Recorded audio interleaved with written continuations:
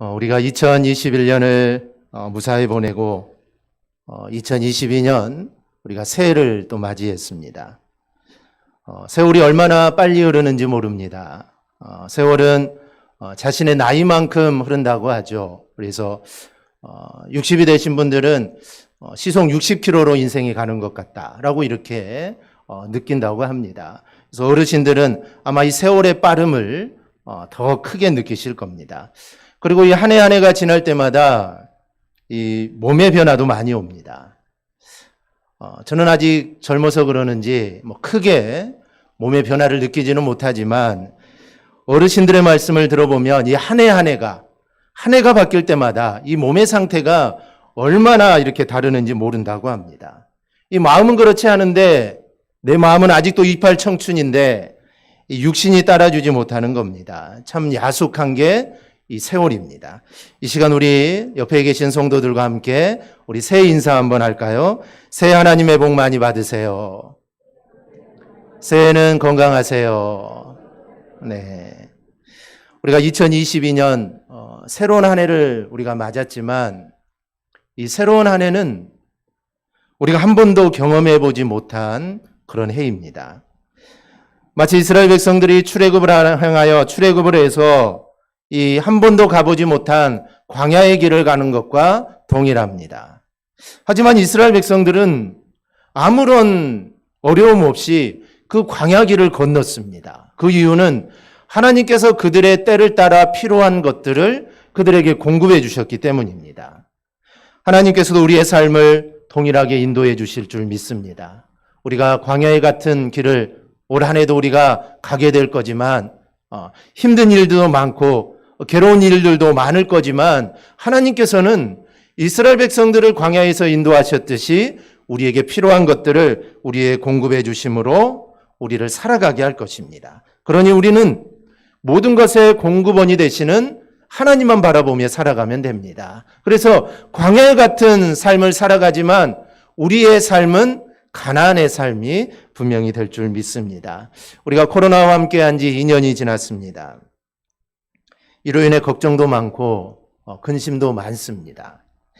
2022년을 맞이했지만 또 상황이 또 그렇게 밝지도 않습니다. 하루하루 확진자가 많이 일어나고 세계적으로는 정말 코로나가 발생한 이후로 하루하루 최고의 확진자를 뿜어내고 있습니다. 하루에 막 150만 명의 세계적으로 확진자가 일어나고 있습니다. 그래서 이런 일들이 일어나고 보니 2022년도 우리가 새로운 해를 맞았지만 이 밝지만은 않습니다. 하지만 우리가 걱정한다고 해서 그 걱정이 또 줄어드는 것이 아닙니다. 주님이 이렇게 말씀하십니다. 또 너희 중에 누가 염려함으로 그 키를 한 자라도 더할 수 있느냐. 우리가 염려한다고 해서 내 키를 자라게 할 수 없습니다. 내가 키가 크고 싶다고 해서 키가 크는 게 아닙니다. 우리가 염려한다고 해서 염려가 줄어드는 게 아니죠. 근심은 더 큰 근심을 가져다 줍니다. 그러므로 우리는 우리의 모든 것들을 하나님께 맡겨야 합니다. 하나님께 맡기면 하나님께서 반드시 책임져 주시기 때문입니다. 그래서 나의 무거운 짐을 하나님께 맡기면 이제 그 짐은 내 짐이 되는 것이 아니라 하나님의 짐이 되는 겁니다. 그러면 하나님이 그 짐을 잘 해결해 주시겠죠. 그래서 우리가 올 한 해도 우리의 모든 것들을 하나님께 맡기고 살아가는 저와 여러분이 되기를 바랍니다. 여러분이 리셋이라는 말을 들어보셨을 겁니다. 이 리셋이라는 말은 초기 상태, 원래의 상태로 되돌리는 것을 리셋이라고 합니다. 우리가 컴퓨터로 작업을 하는데 컴퓨터로 오랜 기간 동안 컴퓨터를 켜놓고 작업을 하면 이 컴퓨터의 속도가 늘어집니다. 점점 늘어지죠. 오래 사용하다 보니 그럴 수밖에 없는 거죠. 그리고 또 하다 보면은 컴퓨터가 멈추기도 합니다. 또 한참 있다가 다시 작동이 되기도 하는데요. 그럴 때가 되면 우리는 작업하는 것을 저장하고 컴퓨터의 리셋 버튼을 누르면 됩니다. 그러면 리셋 버튼을 누르면 그동안 쌓여있던 모든 프로그램들이 다 닫히고 새로 시작을 하기 때문에 컴퓨터가 쌩쌩 잘 돌아가게 되죠. 때론 우리의 인생도 컴퓨터와 같습니다. 열심히 우리가 무언가를 하다 보면은 다시 이거를 새로 시작해야 될 때가 있습니다. 무언가 되지 않는 일들이 겹겹이 쌓입니다. 일들이 잘 되지 않습니다. 그러면 새롭게 시작할 필요가 있죠. 또 때로는 지금까지 이 일이 잘 되어 왔습니다. 일이 잘 됩니다. 하지만 그 일들을 더욱더 발전시키기 위해 우리는 또 새로운 것들을 또 시작할 필요가 있습니다. 어쨌든 중요한 것은 마치 컴퓨터 리셋 버튼을 누르면 처음부터 다시 시작하듯이 우리의 인생도 이 리셋 버튼을 누르면 다시 쌩쌩하게 돌아가게 된다는 것이죠. 그래서 오늘 본문을 통해 우리 인생이라는 컴퓨터에서 이 리셋 버튼에 대해서 우리가 함께 좀 생각해 보려고 합니다. 첫째는 지금이 리셋 버튼을 누를 바로 그때다라는 겁니다. 우리는 모두 2022년을 1년을 열심히 살았습니다. 하지만 더 이상 우리는 2021년에 매여 있을 수 없습니다. 이미 새로운 해가 시작되었기 때문이죠. 2021년이라는 1년을 보내면서 크고 작은 일들이 있었습니다. 어떤 일은 나에게 기쁨이 되기도 했지만 어떤 일들은 정말 생각하기도 싫은 일들이 아마 우리 안에 있었을 겁니다. 그래서 그런 것들이 여전히 우리를 짓누르고 있습니다. 새로운 해를 맞이하여 새로운 마음으로 살아가고자 하지만 나를 짓누르고 있습니다. 어떤 이는 이것 때문에 앞으로 나아갈 힘을 내지 못합니다. 그러니 지금이야말로 우리 인생이라는 컴퓨터의 이 리셋 버튼을 우리가 과감하게 누를 때입니다. 누르면 어떻게 될까? 모든 것을 초기화로 돌리면 어떻게 될까? 걱정이 들지만 일단 누르게 되면 우리 안에 있는 잡념들이 다 사라지게 되고 더 이상 어지럽게 얽힌 과거에 매이지 않게 됩니다. 몇몇 일들은 처음부터 다시 시작해야 하는 것도 있지만 오히려 우리가 하던 일을 멈추고 처음부터 다시 시작하다 보면은 그 일들을 더 빠르게, 더 수월하게 또 진행할 수도 있습니다. 그러니 우리는 주저하지 말고 우리 인생의 이 리셋 버튼을 과감하게 우리는 눌러야 합니다. 오늘 본문에 이런 말씀이 나옵니다. 17절에서 19절인데요. 이에 스스로 돌이켜 이르되 내 아버지에게는 양식이 풍족한 품꾼이 얼마나 많은가. 나는 여기서 줄여 죽는구나. 내가 이런 아버지께 가서 이르기를 아버지 내가 하늘과 아버지께 죄를 지었사오니 지금부터는 아버지의 아들이라 일컬음을 감당하지 못하겠나이다. 나를 품꾼의 하나로 보소서 하리라. 여기서 중요한 것이 있습니다. 중요한 것은 이 못난 아들이 돌이켰다는 점입니다. 그리고 이어지는 20절 말씀을 보면 그가 아버지께로 돌아가는 모습이 나옵니다. 이에 일어나서 아버지께로 돌아가니라. 이게 바로 완벽한 리셋입니다. 전에 있던 아버지의 집으로 돌아가면 된다는 생각, 내가 아버지께로 돌아가면 된다 이 생각, 그래서 지금까지 살아왔던 그 모든 것들을 그냥 다 내버려 두고 무조건 아버지 집으로 돌아갑니다. 이어지는 이야기를 보면 이 아들의 인생이 새롭게 열리는 것을 우리가 알 수가 있습니다. 잘못 살아온 게 중요한 게 아닙니다.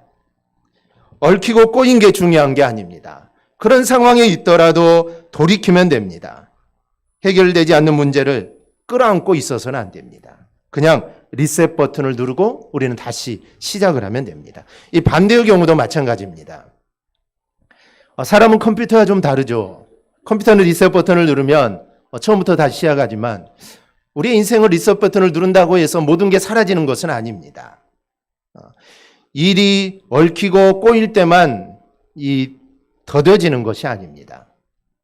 일이 잘 될 때도 사람은 꼬이게 되는 경우가 있습니다.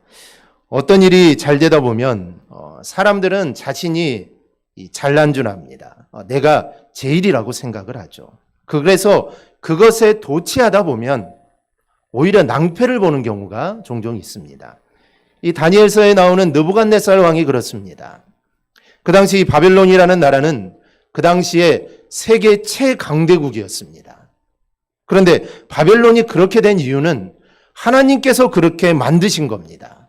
하나님께서 바벨론이라는 나라를 강하게 하셨고 그래서 그 나라를 통해 유다를 침공하고 유다를 멸망시키고 그 주변의 모든 나라들을 점령하도록 하나님이 그 나라를 강하게 하셨죠. 그런데 느부갓네살 왕은 그걸 깨닫지 못했습니다.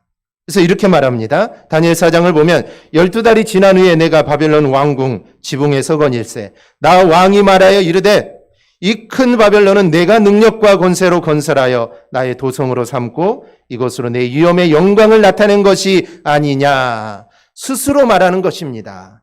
내가 다 했다는 것이죠.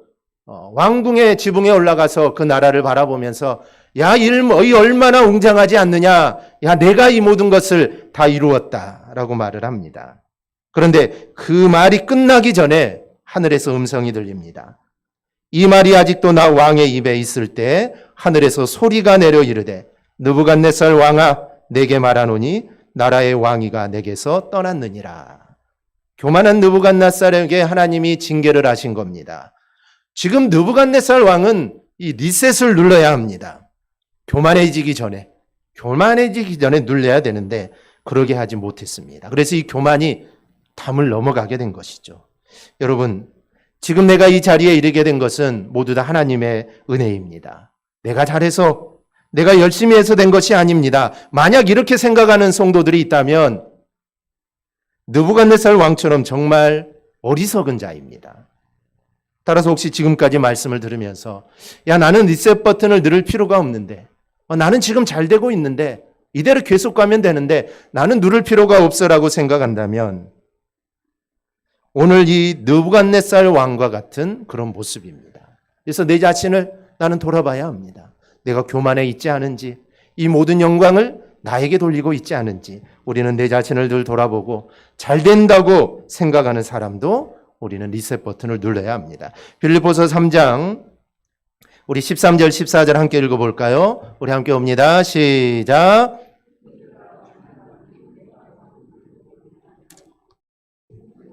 즉 뒤에 있는 것을 잊어버리고 앞에 있는 것을 잡으려고 표대를 향하여 그리스도 예수 안에서 하나님이 위에서 부르신 부름의 상을 위하여 달려가노라. 아멘. 오직 한 일, 즉 뒤에 있는 것은 잊어버린다라고 말을 합니다.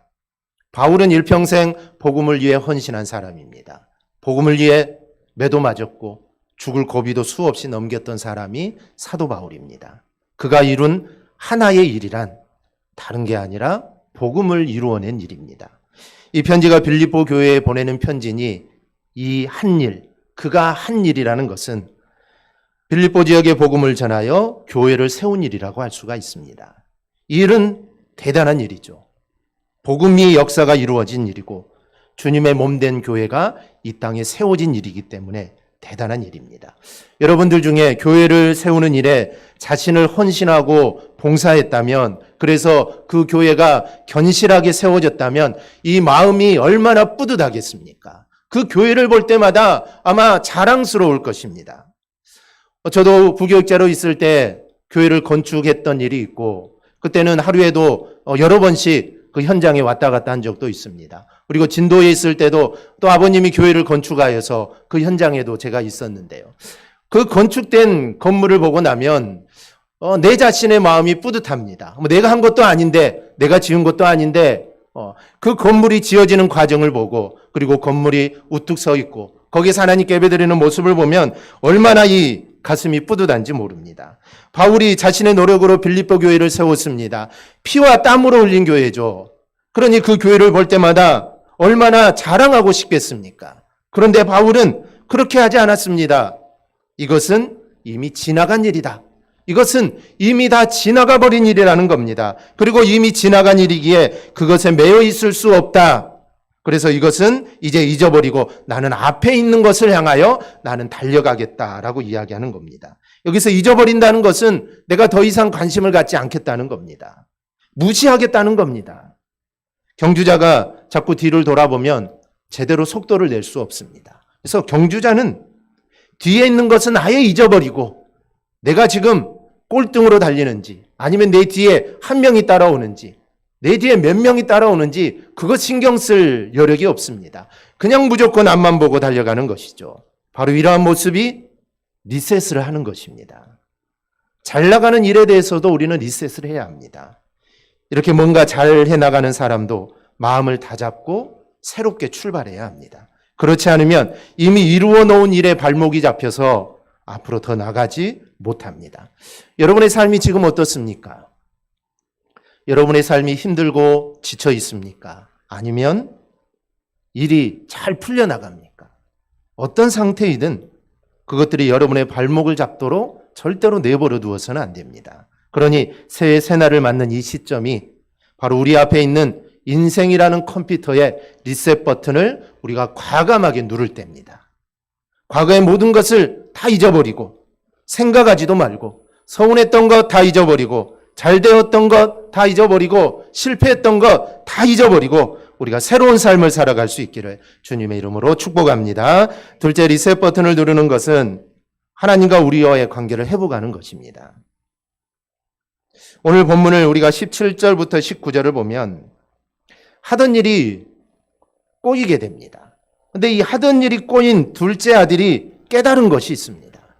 그 깨달은 것은 아버지 집에선 지금과 같지 않았다는 것을 깨닫습니다.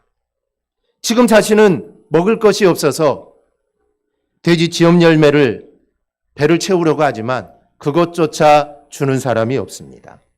하지만 생각해 보니 아버지 집에는 종이라도 풍족하게 먹습니다.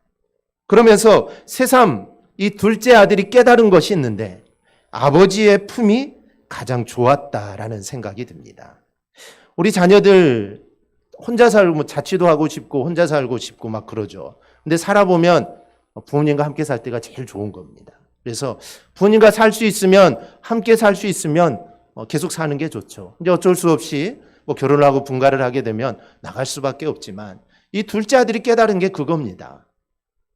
부모님과 같이 있을 때가 가장 행복했다. 그때가 가장 나에게 좋았다라는 것을 깨닫게 되죠. 그런데 더 중요한 게 있습니다. 이 아들은 그런 생각을 바로 실행에 옮깁니다. 그는 바로 일어나서 아버지께로 달려가게 되죠. 인생 컴퓨터의 리셋 버튼을 누르는 것은 다른 게 아닙니다. 아버지와 나와의 관계를 다시 회복하는 겁니다. 하나님과 우리와의 관계는 아버지와 아들의 관계입니다. 하나님은 우리를 자신의 자녀로 삼으셨습니다. 아버지가 어떤 의미입니까? 내 생명의 근원이라는 의미입니다. 하나님은 우리가 살아가는 것에 대해서 원인이 되시는 분입니다. 따라서 우리가 하나님 품에 안겨 있을 때 우리의 가치가 죗값을 발휘하는 것입니다. 모든 일이 시작과 끝이 하나님의 손에 달려있기 때문입니다. 전능하신 하나님께서 우리의 인생을 붙잡아 주시니 잘못된 일이 있을 수가 없습니다. 하나님이 나를 붙잡는 한 우리의 인생은 잘못될 수가 없습니다. 내가 하나님의 그 품 안에서 멀어지려고 하고 내가 하나님의 손을 놓으려고 하기 때문에 내 인생이 꼬이고 내 인생이 잘못된 길로 가지, 내가 하나님의 품 안에 있기만 하면, 내가 하나님의 손을 꼭 붙잡고만 있으면 우리가 어떠한 곳에 있어도 아무런 염려가 없습니다. 마치 다윗의 고백과 같이 사망의 음침한 골짜기로 가더라도 걱정할 일이 없습니다. 나의 목자가 되신 주님께서 푸른 초장과 실만한 물가로 나를 인도하시고 나를 보호해 주시기 때문입니다. 우리가 떼는 발걸음 하나하나 우리 하나님께서는 불꽃 같은 눈초리로 보고 계십니다. 네가 어디에 발걸음을 떼는지, 내가 어디에 발걸음을 하는지 우리 하나님은 보고 계십니다. 그러니 아버지께로 돌아가서 아버지의 품에 안기기만 하면 아버지께서 우리의 모든 것을 책임져 주십니다. 신앙에서 리셋이라는 것은 처음으로 돌아가는 것입니다. 여러분, 우리의 신앙의 처음이 어디입니까? 우리의 신앙의 처음은 내가 예수를 믿고 구원받는 그때가 우리 인생의 처음입니다. 내가 구원받고 예수 그리스도의 보혈의 공로로 내가 구원받고 정말 하나님이 나를 구원해 주신 그 감격에 내가 몸둘 바 몰라 기도하고 눈물을 흘리던 바로 그때가 우리 인생의 우리의 신앙의 처음입니다. 바로 그때로 우리가 돌아가야 합니다. 그때로 돌아가면 우리가 느끼는 게 뭘까요? 나는 죽을 수밖에 없는 죄인인데 십자가에 달려 돌아가신 예수님이 믿어졌습니다. 십자가의 보혈이 내 죄를 말갛게 씻는 것을 알게 되었습니다. 그때 여러분과 저의 마음에 들었던 생각은 이게 하나님의 은혜구나라는 것입니다. 내가 하나님의 은혜를 받았구나. 내가 하나님의 은혜를 받아 내가 하나님의 자녀가 되었구나라는 것을 우리가 느끼게 됩니다. 이걸 깨닫는 자는 교만할 수 없습니다. 이걸 깨닫는 자는 자신을 절대로 내세울 수 없습니다. 이걸 깨닫는 자는 하나님 앞에 서운할 것도 없습니다. 모든 것이 하나님의 은혜인데 우리의 입술을 통해 어떠한 불평과 불만이 나올 수 있겠습니까? 그래서 우리는 모든 것이 하나님의 은혜다라는 마음으로 우리는 살아야 합니다. 그래서 우리에게 내가 살다가 이 교만해지려고 할 때가 종종 있습니다. 내가 이룬 것들, 이 정도면 됐어. 나 잘하고 있구나. 교만해질 때가 있습니다. 혹은 불평할 때가 있습니다. 하나님 왜 이렇습니까? 불평과 불만이 나올 때가 있습니다. 그럴 때마다 우리는 모든 것이 하나님의 은혜입니다. 우리는 감사하며 우리는 살아가야 합니다. 바로 이러한 모습으로 우리는 일평생 우리는 살아가야 합니다. 우리가 하나님 앞에 서는 건 역시 하나님의 은혜입니다. 이 시간 우리가 하나님 앞에 나와 예배하는 거 역시 이것 또한 하나님의 은혜입니다. 하나님의 은혜가 아니었으면 우리가 오늘 이 자리에 있을 수 없습니다. 내가 열심히 해서 내가 어제 잠도 잘 자고 내가 건강관리도 잘해서 내가 나왔다라고 생각하지만 아닙니다. 내가 잘해서 되는 건 아닙니다. 하루에도 얼마나 수많은 사람들이 아무런 이유 없이 죽어가는 사람들이 얼마나 많습니까? 아침에 일어나는 것 이거 하나님의 은혜입니다. 하나님이 데려가시면 우리의 인생 그걸로 끝입니다. 그래서 오늘도 내가 일어나 하나님께 나와 이 자리에 예배하는 것 이건 모두 다 하나님의 은혜입니다. 이 은혜로 우리는 하루하루 우리는 살아가야 합니다. 다른 것이 필요했다면 이건 리셋이 아니죠. 우리가 어떤 힘들고 어려운 자리에 서 있든 우리가 예수님의 십자가의 보혈로 재씻음 받고 하나님의 자녀가 되었다는 것을 우리는 생각하면 됩니다. 그러면 그 자리에서 우리가 새로이 시작할 수가 있습니다. 다른 시작점은 필요 없습니다. 세상에서 새로운 일을 할 때는 많은 것들이 필요하죠. 자격증도 있어야 되고 내가 하고 싶다고 해서 일들을 막 하는 거 아닙니다. 자격증도 있어야 되고 또 거기에 관련된 훈련도 받아야 되고 또 경력도 쌓여야만 세상 일은 할 수 있습니다. 그런데 하나님의 일은 그렇지 않습니다. 이런 것들이 하나가 없더라도 예수님의 십자가만 믿으면 우리는 하나님으로부터 사랑받는 자녀가 됩니다. 그리고 하나님의 자녀를 우리 하나님은 책임져 주시는 것입니다. 그러니 우리가 돌아가야 할 자리가 어디입니까? 우리는 십자가의 보혈로 하나님의 자녀가 되었다는 이 사실로 우리는 돌아가야 합니다. 하나님의 품에 안길 때 비로소 우리는 그 어떤 어려움과 어떤 힘든 일들도 우리는 이겨나갈 수 있습니다. 새해를 시작하는 이 시점에서 우리의 인생의 리셋은 예수님의 십자가의 보혈로 하나님의 자녀가 된 것을 의미합니다. 이 사실을 새롭게 하면서 우리는 새로운 힘을 얻어야 합니다. 세상이 나에게 주는 두려움 따위에 우리는 눌릴 필요가 없습니다. 그것은 결코 하나님이 나를 사랑하시는 것을 절대로 이길 수 없기 때문입니다. 십자가를 부여잡고 새로운 각오를 시작하는 저와 여러분이 꼭 될 수 있기를 바랍니다. 셋째로 리셋 버튼을 누르는 것은 부활이라는 우리의 목표를 새롭게 확실하게 하는 것입니다. 빌립보서 3장 13절 14절을 보면 형제들아 나는 아직 내가 잡은 줄로 여기지 아니하고 오직 한 일 즉 뒤에 있는 것은 잊어버리고 앞에 있는 것을 잡으려고 푯대를 향하여 그리스도 예수 안에서 하나님이 위에서 부르신 부름의 상을 위하여 달려가노라. 아무리 좋은 일이 있더라도 이제는 이것을 보내버려야 합니다. 더 중요한 것은 앞에 있는 이 푯대이기 때문입니다. 그렇다면 이 앞에 있는 푯대가 무엇일까요? 사도 바울이 나는 앞에 있는 것을 잡으려고 이 푯대를 향하여 내가 달려가노라고 했는데 이 앞에 있는 푯대가 무엇일까요? 10절 11절에 나옵니다. 내가 그리스도와 그 부활의 권능과 그 고난의 참여함을 알고자 하여 그의 죽으심을 본받아 어떻게 해서든지 죽은 자 가운데서 부활에 이르려 하노니. 이 푯대에 대하여 사도 바울은 분명하게 부활에 이르는 것이라고 말을 합니다. 우리가 이 땅에 있는 동안에 이 부활을 완전히 이룰 수는 없죠. 부활을 완전히 이룰 수는 없습니다. 그러나 중요한 것은 우리는 날마다 점점 그 부활에 가까워져 가야 하는 것입니다. 우리가 2021년보다는 2022년이 더 거룩한 모습이 되어야 합니다. 우리가 매년 한 해 한 해를 지날 때마다 우리는 더욱더 새로운 모습으로 더욱더 주님과 가까이 가는 모습이 되어야 합니다. 그런데 우리의 신앙이, 우리의 삶이 해가 바뀌는데 우리가 점점 퇴보한다면 이렇게 해서는 절대로 안 된다는 것이죠. 뒤로 물러나서는 안 됩니다. 앞으로 더욱더 전진해 나가야 되는 것이 우리의 신앙이고 우리의 삶입니다. 이때 중요한 게 있습니다. 지금까지 이룬 것이 얼마든 상관이 없습니다. 어떤 이는 바울처럼 자랑할 게 많을 겁니다. 우리의 자랑할 게 얼마나 많습니까?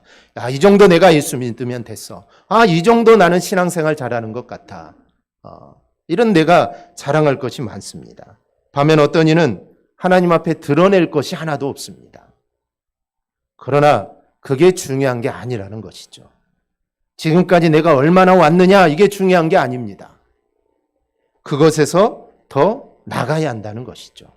16절에 관심을 가져야 합니다. 오직 우리가 어디까지 이르렀든지 그대로 행할 것이라. 여기서 그대로 행한다는 것은 부활을 목표로 가던 길을 계속 가라는 겁니다. 멈추지 말라는 것이죠. 계속 가라는 것입니다. 이 말은 경주자가 결승 테이프를 향하여 열심으로 다름질하는 모습에 대하여 쓰여진 것입니다.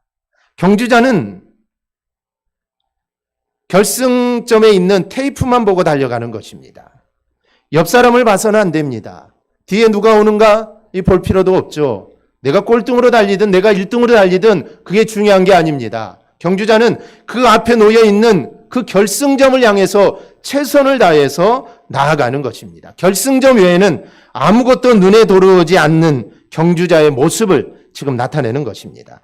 이와 같이 바울은 그리스도인으로 살려면 과거의 모든 업적을 다 잊어버리고 영원히 앞에 있는 결승점만을 기억해야 한다는 것입니다. 바울이 이룬 것들이 얼마나 많습니까? 교회를 얼마나 많이 세웠습니까? 주의 복음을 위해 고난도 얼마나 많이 받았습니까? 그런데 그런 것들 다 잊어버렸다는 것입니다. 그리고 나는 앞을 향한 결승점만, 그 부활을 향하여 나는 계속 달려간다는 것이죠. 자기 믿음의 분량대로 지금까지 해오던 그 방식대로 그 바울이 강조한 표대를 향한 지속적인 신앙 정진을 이루라는 말씀입니다. 그런데 우리는 자꾸 뒤를 돌아봅니다. 그런데 안 된다는 것이죠. 자꾸 뒤를 돌아볼 필요가 없습니다. 정말 중요한 것은 우리가 주님의 부활을 본받아 나도 그 부활에 이르도록 노력을 멈추지 않는 것입니다. 지금까지 왔다면 이제부터 다시 처음 하듯이 시작하면 됩니다. 그래서 새로운 시작이 진일보를 이루면 되는 것입니다. 우리 사랑하는 여러분 잘해온 것들이 있습니까? 자랑하고 싶으세요? 그러지 마세요. 잘하고 있는 것 자랑할 필요 없습니다. 그냥 뒤로 흘려보내면 됩니다. 거기까지 온 것도 모두 다 하나님의 은혜이기 때문입니다. 하나님의 은혜로 내가 이룬 것이기에 그냥 뒤로 흘려보내면 됩니다. 그리고 뒤를 돌아보면서 머뭇거리기보다는 거룩함을 향하여 한 걸음을 내딛는 것, 이게 바로 리셋입니다. 그러기 위하여 지금까지 잘한 것은 잊어버리고 새로운 마음으로 부활을 향하여 다시금 새 발을 내딛어야 합니다. 그러다 보면 주님이 기뻐하시는 새로운 삶을 우리가 살아갈 수 있습니다. 2022년 새날이 왔습니다. 오늘 우리는 이 리셋 버튼을 눌러야 합니다. 내가 지금까지 잘했던지, 내가 지금까지 못했던지, 내가 지금까지 하나님께 충성했던지, 아니면 내가 충성하지 못했던지, 이런 것 기억하지 마시고 새롭게 디뎌나가야 할 거룩함을 향하여 우리는 힘차게 나아가야 합니다. 어려움도 올 거고 힘든 일들도 있을 겁니다. 그럴 때마다 하나님의 품 안이 가장 안전하고 가장 풍부하다는 생각을 해야 합니다. 그래서 어려움이 있을 때마다 더 하나님께 안겨야 합니다. 어려움이 있을 때마다 하나님의 손을 더 꼭 붙잡아야 합니다. 왜냐하면 하나님 안에 있을 때, 하나님을 의지하고 나아갈 때 하나님이 우리와 함께 하셔서 그 어려운 일들을 함께 지어주시기 때문입니다. 근데 그러다 보면은 조금 잘한 일로 인하여 우쭐거리고 싶을 때도 올 겁니다. 그럴 때면 이미 지나간 일은 잊어버리고 우리는 이 모든 것들이 하나님의 은혜다라고 생각하고 새로운 마음으로 힘차게 나아가야 합니다. 이럴 때 하나님의 역사는 더 풍성해집니다. 그리고 오직 부활의 소망을 두고 그 표대만을 향해 표대만을 바라보며 우리가 나아갈 수 있기를 바랍니다. 다른 곳에 기웃거리지 말고 우리가 오직 주님만 바라보고 나아갈 수 있기를 소망합니다. 우리의 신앙은 오직 예수님만 바라봐야 합니다. 예수님만 바라봐야 합니다. 우리가 어떠한 일을 할 때, 세상에서도 어떤 일을 할 때 내가 이루고자 한 일을, 그 일만을 바라보고 나아가야만 성공하는 겁니다. 학생들이 공부할 때도 정말 나의 목표를 두고 그걸 이루기 위해 나아가야 되지, 공부하다가 다른 데도 눈길 한번 돌려보고 이것도 한번 해볼까? 이것도 재밌는 것 같은데 저것도 한번 해볼까? 그러면 목표하는 것을 절대 이룰 수 없습니다. 이것은 세상의 이치입니다. 우리의 신앙도 동일합니다. 우리의 신앙은 오직 하나님, 오직 주님만을 바라보고 살아가야 합니다. 곁눈질해서는 안 됩니다. 곁눈질하고 다른 것들을 바라봐서는 안 됩니다. 어느 게 좋다, 함께 가보자, 아닙니다. 우리가 바라봐야 할 대상은 오직 하나님, 오직 주님밖에 없습니다. 그렇게 바라보고 나아갈 때 우리가 올바른 온전한 신앙생활을 할 수 있는 것입니다. 우리가 새로운 2022년 새로운 한 해를 맞았는데 우리가 새로운 마음으로 또 새로운 각오로 우리가 표대를 향하여 전진하는 그런 복된 한 해가 될 수 있기를 주님의 이름으로 축원합니다. 아멘. 기도하겠습니다.